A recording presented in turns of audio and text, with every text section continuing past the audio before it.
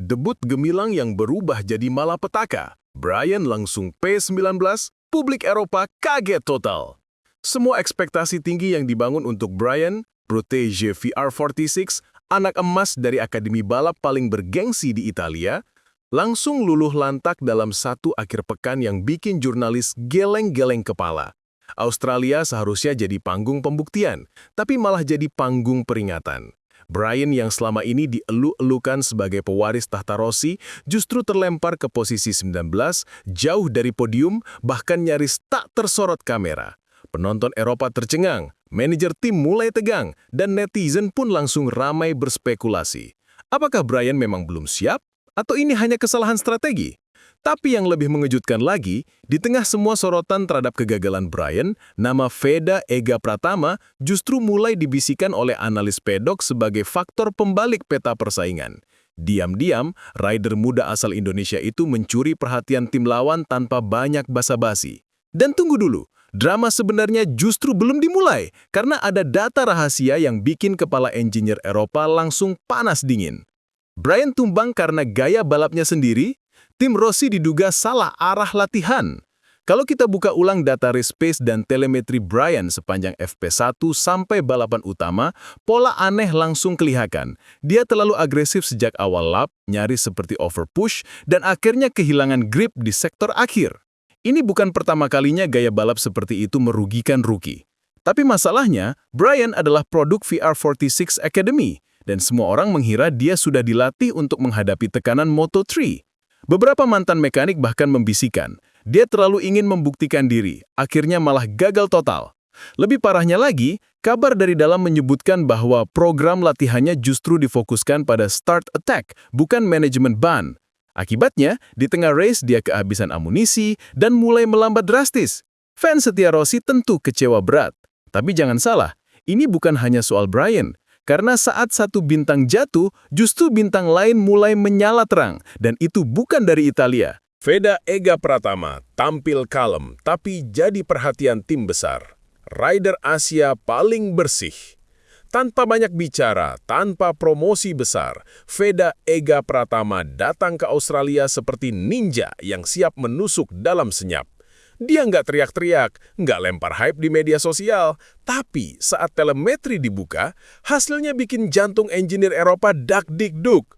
Veda punya racing line yang presisi, braking point yang stabil, dan throttle management yang bisa bikin iri rider-rider senior. Gaya balapnya kalem tapi efektif, seperti predator yang sabar menunggu momen tepat untuk menerkam. Rumornya, 3 tim Eropa mulai mendiskusikan nama Veda di sesi briefing tertutup. Satu manajer bahkan disebut-sebut bilang, anak ini kayak Marquez versi Asia, tapi lebih tenang. Dan itu bukan omong kosong, karena data di sektor tikungan lambat dan menengah menunjukkan Veda konsisten lebih cepat dari rider wildcard Eropa lain. Jadi pertanyaannya, kenapa Veda justru tidak disorot? Atau ada pihak yang sengaja menyembunyikan ancaman ini? Strategi diam-diam Gresini, apakah Veda sebenarnya jadi kartu as untuk 2026? Gresini Racing belakangan mulai sering menyebut kata konsistensi dalam wawancara internal, dan banyak yang nggak sadar itu bisa jadi kode buat Veda. Dalam race Australia, ketika semua mata tertuju pada Brian dan tekanan debutnya, pihak Gresini justru memantau telemetri Veda dengan lebih detail. Ada yang bilang manajer tim sampai meminta rekaman onboard lap-lap terakhir Veda untuk ditinjau kembali. Kenapa? Karena ada indikasi bahwa Veda bisa menjaga pace stabil tanpa overheat ban belakang, masalah klasik Moto3. Ini bukan cuma soal bakat, tapi soal kematangan strategi.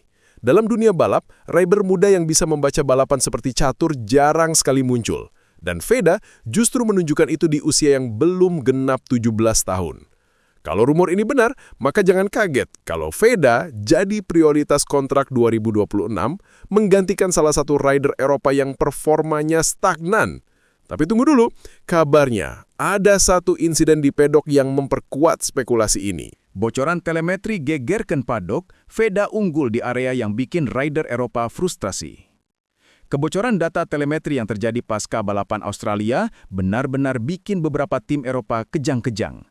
Seorang teknisi dari paddock rival yang tak ingin disebutkan namanya mengatakan, kami sempat remehkan Veda, tapi ternyata dia unggul di sektor yang selama ini jadi mimpi buruk para rookie. Area tikungan menurun, khususnya sektor 3 yang terkenal tricky, jadi tempat di mana Veda mampu mempertahankan speed tanpa banyak koreksi. Bandingkan dengan Bryan yang justru banyak melakukan downshift berlebihan dan late braking gegabah. Hasilnya jelas, Veda lebih stabil, lebih bersih, dan lebih cepat secara real time. Ini bukan soal gaya balap flamboyan, ini soal efisiensi. Bahkan komentator asal Spanyol yang dikenal kritis menyebut Veda sebagai the silent executioner, karena tanpa show off, dia justru mengalahkan ekspektasi. Tapi yang lebih bikin gemetar, ada kabar bahwa 2 engineer tim pabrikan Moto3 diam-diam mendekati pit Veda untuk observasi langsung. Konspirasi? Atau awal perekrutan senyap? Media Italia kacau, Bryan dikritik, Veda dipuji dari balik bayangan. Biasanya media Italia solid dalam mendukung rider mereka, apalagi jika berasal dari keluarga besar VR46. Tapi setelah Australia, narasi mulai berubah. Judul-judul seperti Bryan belum siap, VR46 perlu introspeksi, muncul di halaman depan beberapa portal. Bahkan seorang jurnalis motosprint berani menyebut, Bryan terlalu banyak ekspektasi, terlalu sedikit eksekusi. Sebaliknya, komentar terhadap Veda mulai mengalir dari media luar Italia. Jurnalis Jepang menulis tentang ketenangan Veda yang mirip Aoyama muda, sementara media Spanyol menyebutnya sebagai bayangan Asia yang akan segera menyapu sirkuit Eropa. Ini bukan pujian basa-basi. Dunia balap mulai menyadari bahwa rider Asia bukan sekedar peserta tambahan, dan jika tren ini berlanjut, nama Veda bisa jadi mengancam posisi rider-rider favorit media Eropa sendiri. Tapi semua ini hanya puncak gunung es, karena di belakang layar, ketegangan antar tim mulai terasa panas. Ketegangan internal Grace ini? Rumor rider Eropa diancam tergusur jika Veda masuk? Kabar tak sedap berhembus dari internal Gresini Racing. Salah satu rider Eropa Junior mulai merasa tertekan setelah rumor perekrutan Veda semakin kuat. Menurut sumber dari paddock, bahkan ada pertemuan singkat yang membahas kemungkinan wildcard kedua untuk Veda. Dan itu langsung memicu kepanikan. Seorang insider menyebutkan, mereka mulai bandingkan data sektor demi sektor, dan hasilnya bikin malu rider yang sekarang. Jika Veda terus tampil solid seperti ini, bukan hal aneh kalau kursi Moto3 tahun depan bisa berubah haluan. Ini bukan hanya soal bakat, tapi soal efisiensi, ketenangan, dan kesiapan bertarung. Dan sejujurnya, Veda punya itu semua. Sementara rider Eropa lainnya masih sibuk mengatur ego dan mental, Veda sudah paham bahwa Moto3 adalah permainan catur berkecepatan tinggi.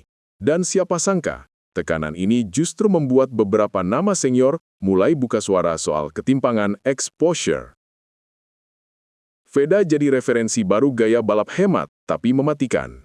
Jangan heran kalau beberapa pelatih balap Eropa mulai mengadopsi gaya Veda style dalam modul latihan mereka. Ini bukan lelucon. Beberapa sekolah balap kini menganalisis onboard lap Veda untuk mengajarkan race disiplin ke murid-murid muda mereka. Gaya balapnya tidak mencolok, tapi sangat efektif. Tidak banyak pergerakan sia-sia, fokus pada exit corner speed, dan menjaga momentum tanpa harus selalu late braking. Ini antitesis dari gaya semua gas tanpa rencana yang kerap dipakai Lucky. Bahkan komentator MotoGP Inggris menyebut, if efficiency was a person, it would ride like Veda. Ini sinyal besar bahwa arah balap dunia bisa berubah, dari eksplosif ke calculated. Dan yang bikin ngeri, Veda masih punya ruang besar untuk berkembang. Pertanyaannya sekarang, berapa lama lagi sampai Veda bukan hanya jadi ancaman, tapi jadi favorit podium? Kalau semua spekulasi benar, maka race berikutnya di Sepang akan jadi panggung duel tak tertulus antara dua generasi muda ini. Bryan datang dengan reputasi terluka, nama besar yang kini jadi bahan debat media, dan tekanan untuk bangkit secepat mungkin. Tapi, tekanan semacam ini bisa jadi pisau bermata dua, bisa meledak positif, atau justru menekan mental lebih dalam. Di sisi lain, Veda datang tanpa beban, hanya membawa data impresif dan hasil lap yang konsisten. Jika dia tampil solid lagi di Sepang dan mampu menyalip rider-rider favorit, maka semua narasi akan berubah total. Ini bukan lagi soal Asia sebagai pelengkap, tapi Asia sebagai pusat perhatian. Sepang bisa jadi titik balik karir Veda, dan mungkin jadi awal dari era rider Asia. Tapi semua tergantung satu hal. Apakah Veda akan diberi kebebasan penuh atau justru mulai dipantau ketat oleh tim besar? Selama bertahun-tahun, dunia Moto3 dikuasai oleh narasi lama bahwa hanya rider Eropa yang siap naik kelas, bahwa Asia butuh waktu dan pengalaman. Tapi setelah apa yang terjadi di Australia dan dengan semua data yang diam-diam bocor ke publik, narasi itu mulai runtuh. Veda Ega Pratama bukan cuma mencuri perhatian, dia mengubah cara tim-tim menilai potensi, konsistensi, kontrol emosi dan ketajaman strategi, 3 pilar yang selama ini langka di usia muda justru muncul di sosok Veda. Dan kalau tren ini terus berlanjut, maka pertanyaan besar muncul. Apakah rider-rider muda Eropa siap bersaing tanpa jaminan kursi? Drama belum selesai, pertarungan baru saja mulai. Karena jika Asia dulu dianggap bayangan, maka kini bayangan itu tumbuh jadi momok nyata. Dan ingat satu hal, momok paling berbahaya adalah yang bergerak tanpa suara, seperti Veda di lintasan.